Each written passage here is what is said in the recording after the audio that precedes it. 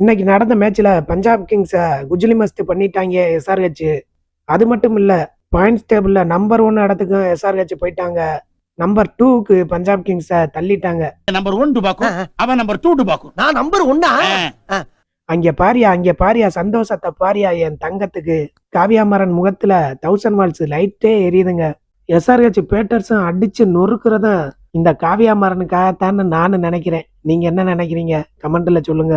இப்போ எஸ்ஆர்ஹெச் 11 மேட்ச்ல 7 மேட்ச் வெற்றி, 4 மேட்ச் தோல்வி, 14 பாயிண்ட்ல நம்பர் 1ல இருக்காங்க. மீத 3 மேட்ச் இருக்கு. 3ல 2 மேட்ச் வின் பண்ணா கன்ஃபார்மா பிளே ஆஃப்ஸ் போவாங்க. 3ல 2 மேட்ச் வின் பண்ணா மற்ற அணிகளோட ரன் ரேட் கம்பேர் பண்ணி உள்ள போவாங்க.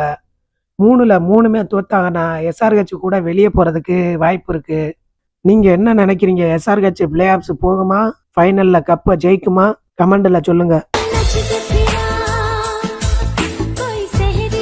எஸ்ஆர்ஹெச் தோக்குறது ஜெயிக்கிறது எனக்கு சந்தோஷம் இல்லைங்க.